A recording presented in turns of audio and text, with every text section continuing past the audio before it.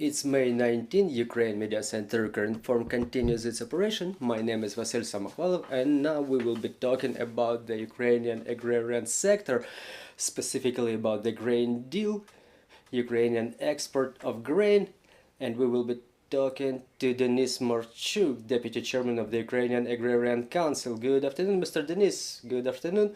Let's start our conversation with the grain corridor, the grain deal, or there is a number of other beautiful names for it, so everybody was expecting it to be extended, and now Mr. Erdogan has stated that it's extended for another 2 months, if I'm not mistaken. What does it mean for Ukrainian agrarians, and generally how should they plan their work?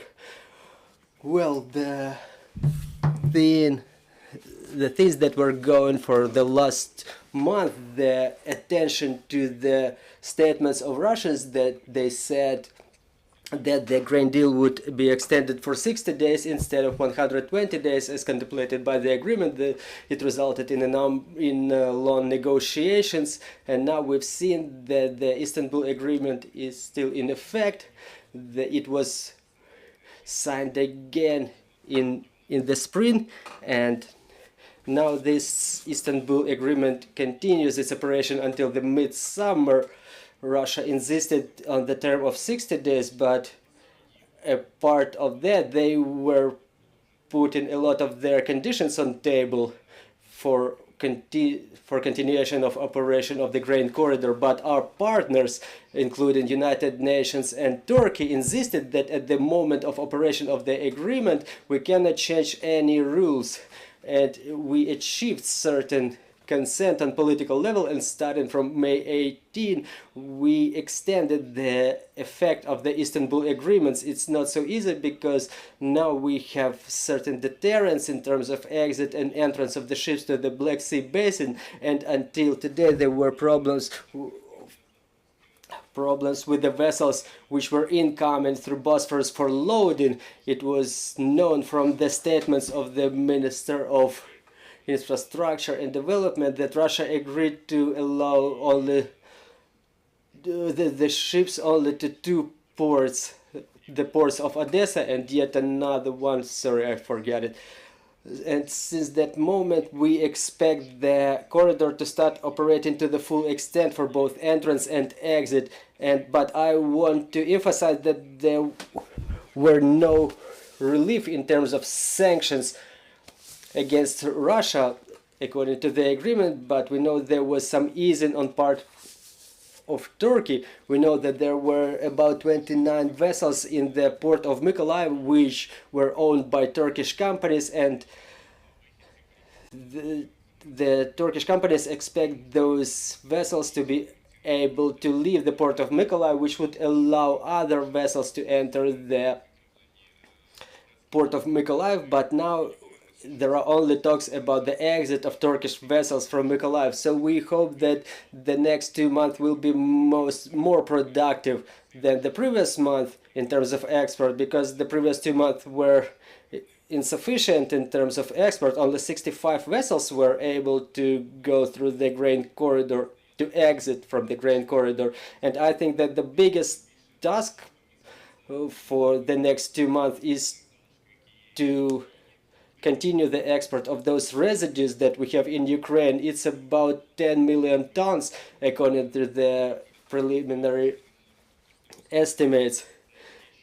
And we have more things to offer to the world and to guarantee the food security on part of Ukraine. So we keep working on that. One thing to emphasize here, it's very important for us to have certain guarantees from our partners that the Black Sea agreements will be extended and the principle of security in the Black Sea will be negotiated, because in 1 month we will be entering the harvesting campaign of this year, and if the agreement will be effective until the 17th of July, it will be the peak of the new harvesting that we will need to export.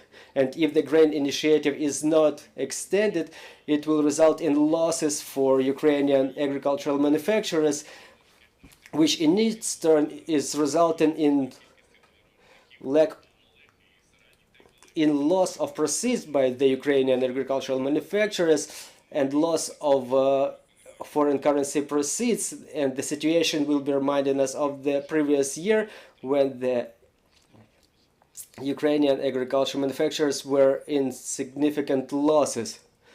Well, this is where I would like to stop. What are the trends to expect from Ukrainian agrarian markets? What are the possible scenarios? The scenarios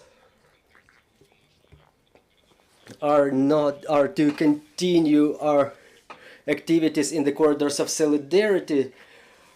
You know that there is a ban from European Union on 4 types of Ukrainian products: rape, wheat, corn, and sunflower seeds export to Hungary, Romania, Bulgaria, and Poland, and it creates disbalance in the structure of proceeds for Ukraine.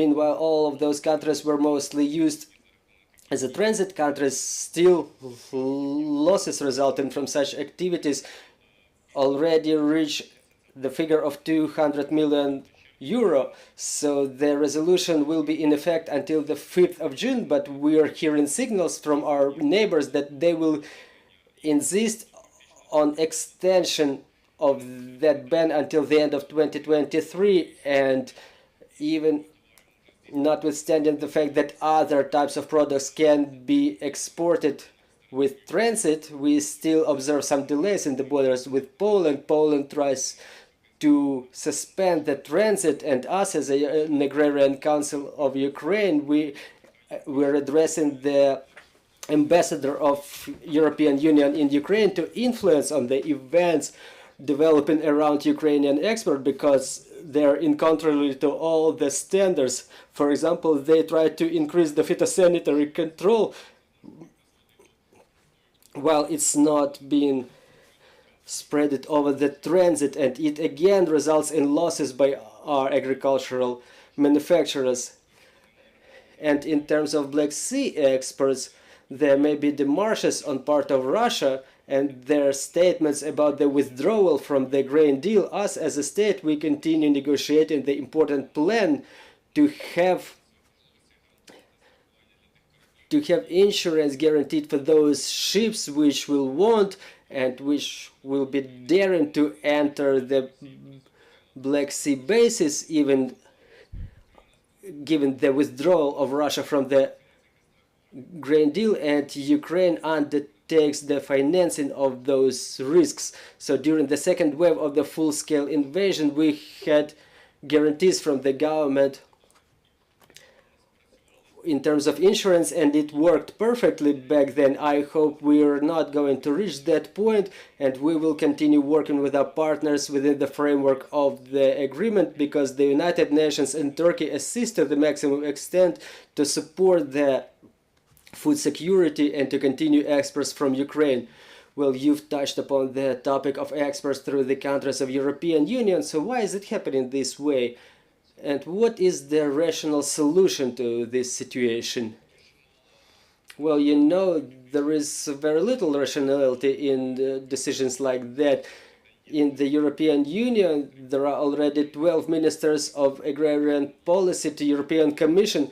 Why this ban of Ukrainian imports was implemented, and moreover, there were financial funds allocated for the farmers of those countries. In the structure of European Union, it raises certain concerns. And moreover, just like we used to say, and as we continue to say, analyzing the situation, there is more of a political component rather than economic. And we see that there will be elections coming in Poland, because Poland was the leading country in imposition of import ban, and they were followed by other of our neighbors. And it's necessary to emphasize that there are investigations in Poland going on with regard to Ukrainian imports, because there are facts that there was no overflow of Ukrainian products. It was not Ukrainian manufacturer who started juxtaposing Polish manufacturers in the market. There are facts that confirmed that some of the companies were procuring, some of Polish companies were procuring the grains from Ukraine, technical grain, which was processed, and then it was registered as the elementary grain, and then it was ground into flour and resold further on. So it's good for the Poland to establish order in their part. So we see some positive prospects in this area. European Parliament voted for extension of the duty exemption program for Ukraine, and we hope that after the 5th of June, we understand there will be a lot of discussions, and the exports from Ukraine will be moving from into the full extent, so that we could export the products with added value, and the export of added value products is growing from Ukraine to European Union for the time being. Let's proceed to the questions from the floor. Good afternoon, Anastasia Kravchenko, Ukrinform. You know, all those problems with exports, they were going on in April. We're already through April, so do you have any statistics? How did it influence the prices of grain in the global markets? What are the losses of our agricultural manufacturers? What are we seeing now? What was the influence of those April problems with the grain corridor, with European exports? Well, it had a negative impact because the prices fell inside the country. The prices were not quite as per the market because we spent a lot of money for insurance and logistics, but due to the closing of the corridors and the decrease of the export potential, well, it all resulted in falling of prices for all categories of grain. I mean, sunflower seed oil, rape, corn and wheat, all of the exports products which are significant to us in terms of currency proceeds. It's all still happening until this very moment because we have a lot of residues left in Ukraine, and if we don't improve the negotiation process and the corridor would not operate in a stable manner, it will result in yet another catastrophe in the summer because we will be on the peak of this year's harvest and having 10 million of residues, and in view of the potential of this campaign, we are about to harvest 44 million tons, including 30 million tons of export potential. It's a huge volume, and we cannot rely on the corridors of solidarity through which we can only export up to 3 million. So that's not something we can do. So export through the Black Sea is a key aspect which influences the prices inside of our countries. So talking about the decrease of prices in figures, just like my colleague said, comparing to the pre-war period,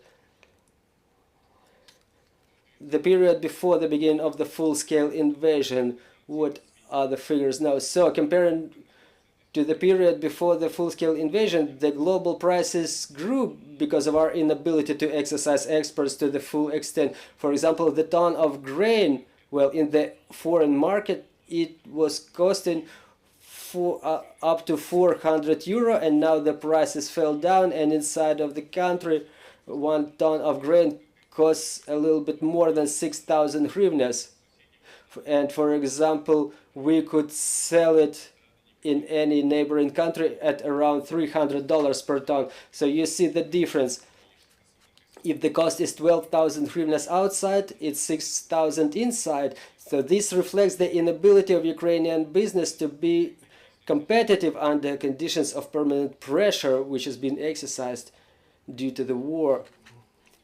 Do we have any more questions? Yes, I have one more question. Let's imagine the situation that starting from the 5th June, European Commission continues its ban and grain corridor does not operate quite properly. Well, it doesn't operate properly even now. So what should Ukrainian agrarians do in this situation? How can we export our grain, our products? Thank you. I wouldn't like to see apocalypse like that inside of our country, because this is something that we survived from the March last year until the August last year. Back then the corridors of solidarity were only gaining their potential, and talking to the agrarian manufacturers, the sentiment was quite pessimistic. They were saying that they can start creating the added value, and they were saying that we grow inside of the country, we grow thrice or 4 times more than we consume. So imagine how many products may end up in the storages without market, without opportunities to export it, without any additional mechanisms to be implemented inside of the country. I mean, in terms of processing or export of the processed agricultural products. So for us, even if we don't export the raw products, even if we process it and we create some added value, we have to find some ways to export our products. And I hope that thanks to our partners and our armed forces, we will be able to preserve the export options within the corridors of solidarity. But in the context of global security inside the Black Sea, we cannot be a hostage to the actions of the aggressor country, and European Union should approach the security situation in the Black Sea with more detail in terms of not only protection of Ukrainian export, but also resuming of normal maritime operations inside the Black Sea basin for all of the countries who wish to export or import their products by sea. Thank you. If we don't have any more questions, then we will be wrapping up. Joining us was Denis Marchuk, the Deputy Chairman of the Ukrainian Agrarian Council, and we will see you in less than an hour. We will be talking about the security on the internet. Thank you. See you shortly.